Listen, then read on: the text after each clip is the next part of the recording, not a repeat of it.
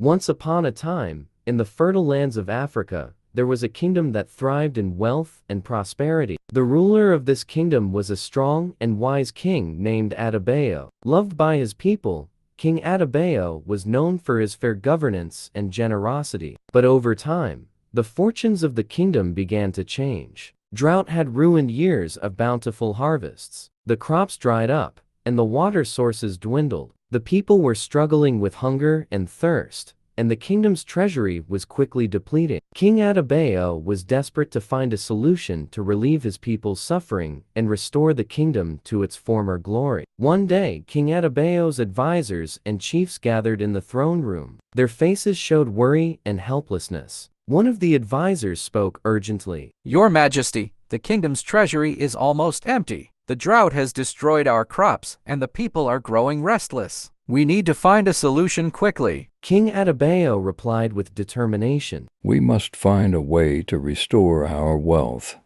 the prosperity of our kingdom, and the well-being of our people depend on it." That night, foreign traders arrived at King Adebayo's palace. These traders were full of promises of wealth and prosperity. Maps and chests of gold were spread out on the table. One of the traders spoke cunningly. "Your Majesty, your lands are rich with resources. Let us help you prosper once again. We offer you gold in exchange for ivory, gold, and manpower."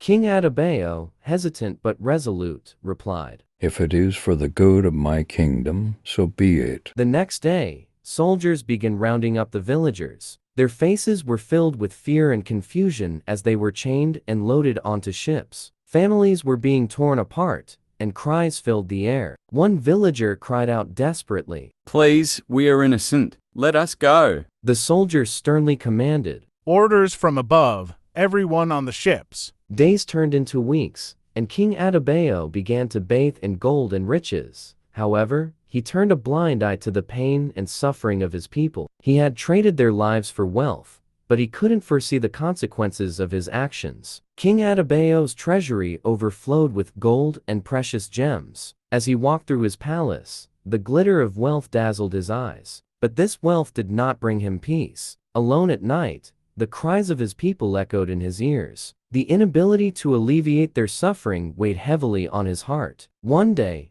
the king's closest advisor quietly entered the throne room. The king, his face filled with regret and sorrow, looked at his advisor. The advisor spoke softly. "Your Majesty, the people are on the verge of rebellion. Everything is slipping out of our control." King Adebayo sighed deeply and bowed his head. "What have I done?